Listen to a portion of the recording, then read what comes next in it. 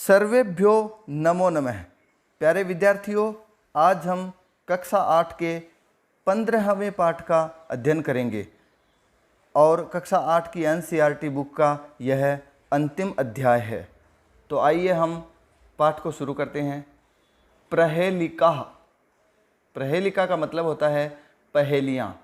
पुराने ज़माने में जो बड़े बूढ़े बुजुर्ग लोग होते थे वो समय व्यतीत नहीं होता था तो उसके लिए वो पहेलियाँ बुझाने का काम भी करते थे मनोरंजन के रूप में।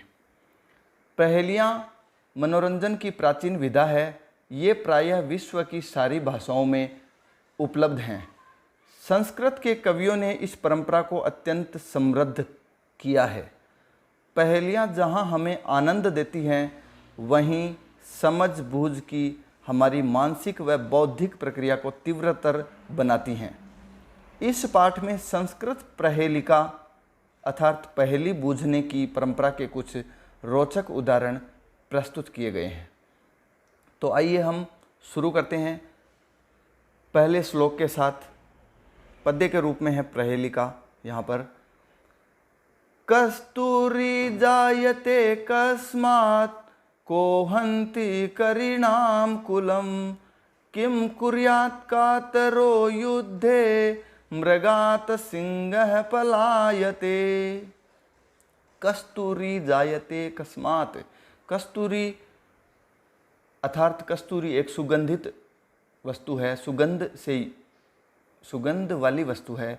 जायते यानी उत्पन्न होती है, कस्मात् यानी किससे। कस्तूरी किससे उत्पन्न होती है। को हन्ति करीणाम कुलम। करीणाम, करी यानी होता है हाथी, तो करीणाम यानी हाथियों के, कुलम यानी झुंड को हन्ति को उत्व विसर्ग से कह बना लेंगे। यहाँ कह यानी कौन, हन्ति यानी मार डालता है। हाथियों के झुंड को कौन मार देता है। किम कुर्यात कातरो युद्धे। कातरो उत्व विसर्ग से कातरह। कायर व्यक्ति युद्धे यानी युद्ध में सप्तमी विभक्ति का प्रयोग है। किम यानी क्या, कुर्यात यानी करते हैं। कायर लोग युद्ध में क्या करते हैं, तो इसका जवाब आप दे सकते हैं। अंतिम पंक्ति में इसका जवाब आता है मृगात सिंह पलायते। मृगात यानी हिरण से, सिंह यानी शेर, पलायते यानी भाग जाते हैं। तो पहला प्रश्न था कस्तूरी किससे उत्पन्न होती है, उसका उत्तर है मृगात यानी हरिण से। दूसरा है हाथियों के झुंड को कौन मार देता है। सिंह यानी शेर, वनराज। और कायर व्यक्ति युद्ध में क्या करते हैं, पलायते भाग जाते हैं। अगला श्लोक सीमंतिनी सुका शांता राजा को भूत गुणोत्तमः विद्वद्भिः सदा वन्द्या अत्रैवोक्तं न बुध्यते। सीमंतिनीसु। सीमंतिनीसु का अर्थ होता है स्त्रियों में, नारियों में। का यानी कौन, शांता यानी सबसे शांत है। स्त्रियों में सबसे शांत कौन है। राजा को अभूत गुणोत्तम है। गुण जोड़ उत्तम है, गुण संधि का यहाँ पर प्रयोग है। राजा यानी राजा को अभूत कौन हुआ है, अभूत यानी हुआ है। गुणोत्तम यानी गुणवान या गुणों में सर्वश्रेष्ठ। गुणों में सर्वश्रेष्ठ राजा कौन हुआ है। विद्वद भी यानी विद्वानों के द्वारा, तृतीया विभक्ति का यहाँ पर प्रयोग। का यानी कौन, किसकी। सदा यानी हमेशा। वंद्या यानी वंदना की जाती है, वंदनीय है। विद्वानों के द्वारा हमेशा किसकी वंदना की जाती है, या विद्वानों के द्वारा कौन वंदनीय है। अत्रैवोक्तम न बुध्यते। अत्रैवोक्तम का संधि विच्छेद करेंगे। अत्र जोड़ एव जोड़ उक्तम। अत्र यानी यहाँ, एव यानी ही, उक्तम यानी कही गई है, यहाँ पर ही बताई गई है ये सब उत्तर। न बुध्यते लेकिन पता नहीं लग रहा है, जान नहीं पा रहे हैं। यदि किसी को पता लगा है तो कमेंट बॉक्स में जवाब दें। सीमंतिनीसु यानी नारियों में सबसे श्रेष्ठ नारी कौन है। राजा सबसे गुणवान, गुणों में सर्वश्रेष्ठ उत्तम राजा कौन है। और विद्वानों के द्वारा हमेशा किसकी वंदना की जाती है। यहीं पर कहा गया है लेकिन पता नहीं लग रहा है। देखो, श्लोक के प्रथम वर्ण और अंतिम वर्ण को आप जोड़ोगे तो उत्तर बन जाएगा। सीमंतिनिसु शब्द का सी लेंगे और शांता जो अंतिम शब्द है उसका ता लेंगे तो आंसर बन गया, उत्तर बन गया सीता। तो नारियों में सबसे शांत कौन है? सीता, सीता। और राजा सबसे गुणों में उत्तम कौन है? रामः, राम। और विद्वद भी का सदा वंद्या, विद्वानों के द्वारा हमेशा किसकी वंदना की जाती है? वी। प्रारंभिक वर्ण है इस पंक्ति का वी और अंतिम वर्ण है द्या, तो विद्या, विद्या की विद्वानों के द्वारा वंदना की जाती है। अगले श्लोक को लेते हैं। कम संजघान कृष्ण है, काशी तलवाहिनी गंगा, केदार पोषण रता, कम बलवंतम न बाधते शीतम। कम संजघान कृष्ण है, कम यानी किसको, संजघान यानी मारा, कृष्ण है यानी कृष्ण ने किसको मारा। अगला है का शीतल वाहिनी गंगा, शीतल जल बहाने वाली गंगा का यानी कौन है, अर्थात कहाँ बहती है।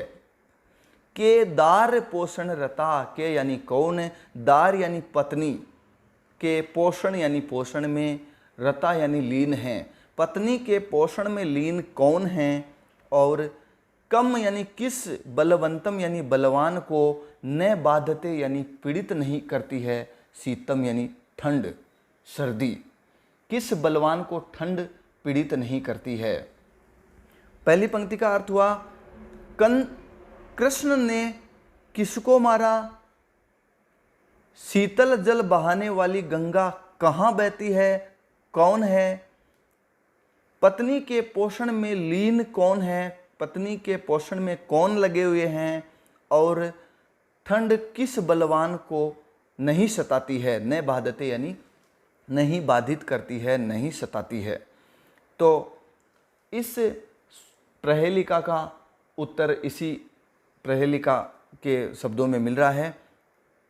कंसमजगान यानी पहले शब्द को और उसके दूसरे वाले अगले शब्द को, इन दो शब्दों को, प्रारंभिक दो शब्द को मिलाने से उत्तर बन रहा है कंसमजगान, कंसमजगान, कंसम यानी कंस को, जघान यानी मारा।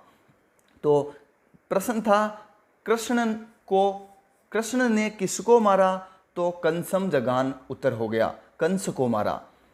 और अगला था शीतल जल बहाने वाली गंगा कहाँ बहती है, कौन है गंगा, तो काशी तलवाहिनी, का शीतल वाहिनी ऐसा था, अब इनको मिलाएंगे तो काशी तलवाहिनी, काशी के तल यानी धरती पर बहने वाली। और अगला है केदार पोषण रता, कौन पत्नी के पोषण में लगे हुए हैं, तो इसका हो जाएगा केदार पोषण रता। केदार यानी होता है कृषि कार्य करने वाले, पोषण रता यानी पोषण में लीन, कृषि कार्य करने वाले लोग हैं, वे पत्नी के पोषण में लीन है, लगे हुए हैं। और अंतिम किस बलवान को ठंड पीड़ित नहीं करती है, तो इसका उत्तर हो जाएगा कम बलवंतम, जोड़ेंगे तो कंबलवंतम, कंबलवंतम यानी कंबल जिसके पास में है उसे, तो जिसके पास कंबल है उसे ठंड बाधित नहीं करती है। कमेंट बॉक्स में आप अपनी तरफ से भी प्रहेली का जो उत्तर बनता है वो मेरे बताने से पहले बता सकते हैं। अगले श्लोक को लेते हैं। वृक्षाग्रवासी न च पक्षिराजः, त्रिनेत्रधारी न च शूलपाणिः, त्वग्वस्त्रधारी न च सिद्धयोगी, जलम च बिभ्रन्न घटो न मेघः। वृक्षाग्रवासी यानी दीर्घ संधि करेंगे, वृक्ष जोड़ अग्रवासी, वृक्ष के अग्र भाग पर निवास करने वाला है, अर्थात वृक्ष के ऊपरी जो भाग है उस पर निवास करने वाला है। लेकिन न यानी नहीं है, पक्षी राजा है यानी पक्षियों का राजा गरुड़।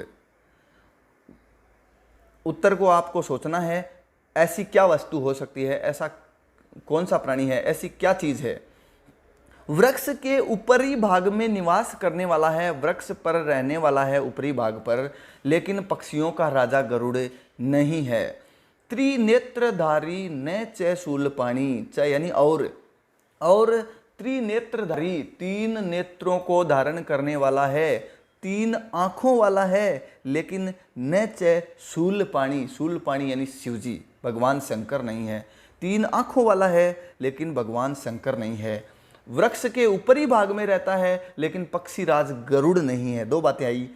तीसरी पंक्ति में आ रहा है, त्वग वस्त्रधारी न च सिद्ध योगी। त्वग वस्त्रधारी, त्वग यानी होता है छाल, जटाएं, छाल के वस्त्रों को धारण करता है, जटाओं के वस्त्र को धारण करता है, लेकिन सिद्ध योगी ने, सन्यासी साधु महात्मा नहीं है, सिद्ध योगी नहीं है।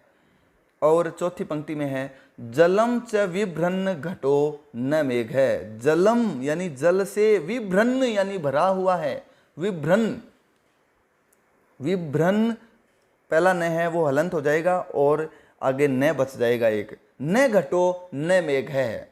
जल से विभ्रन्न यानी भरा हुआ है, लेकिन न घटो घड़ा भी नहीं है और न मेघ है, बादल भी नहीं है।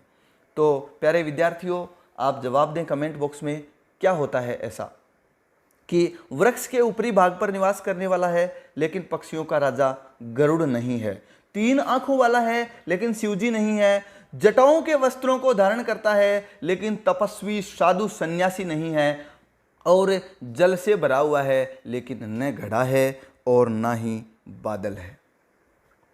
इसका उत्तर होगा नारियल, नारिकेल फलम।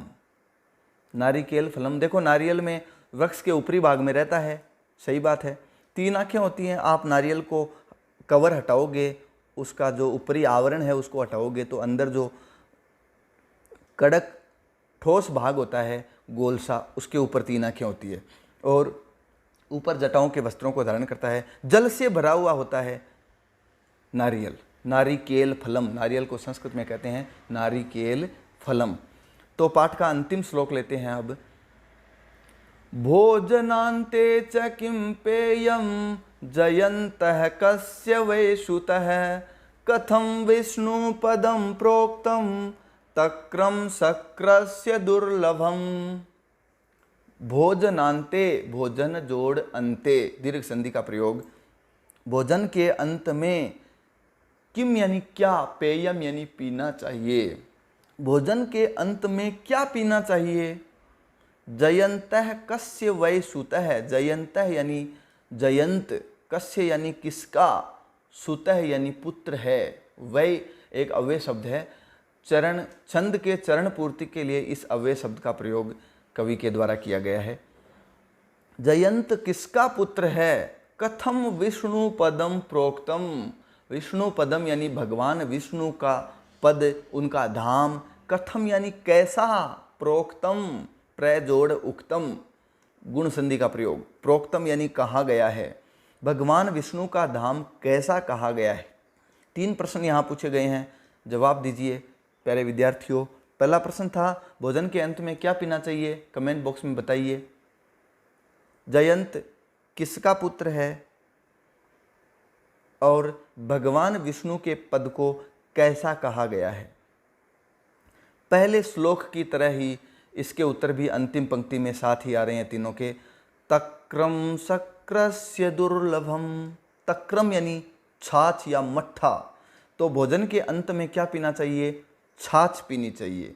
और जयंत है, जयंत किसका पुत्र है, शक्रस्य, शक्र इंद्र का पर्यायवाची शब्द है, शक्रः यानी इंद्र, इंद्र का, षष्ठी विभक्ति है शक्रस्य, इंद्र का। और दुर्लभम यानी विष्णु भगवान का धाम है वो कैसा कहा गया है, दुर्लभम यानी दुर्लभ कहा गया है। तो प्यारे विद्यार्थियों, आपका आज का पाठ पूरा हुआ। आज मैं जो इस चैनल के नियमित देखने वाले हैं, दृष्टा हैं, उनसे कहूँगा कि वो कमेंट बॉक्स में बताएं, क्योंकि कक्षा 8 की संस्कृत की पुस्तक का आज अंतिम पाठ चैनल पर प्रसारित हो चुका है।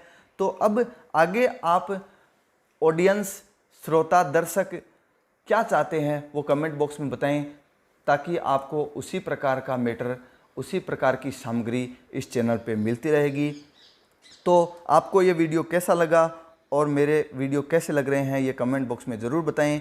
और चैनल को यदि आपने अभी तक सब्सक्राइब नहीं किया है तो सब्सक्राइब करें। जय हिंद, जय भारत।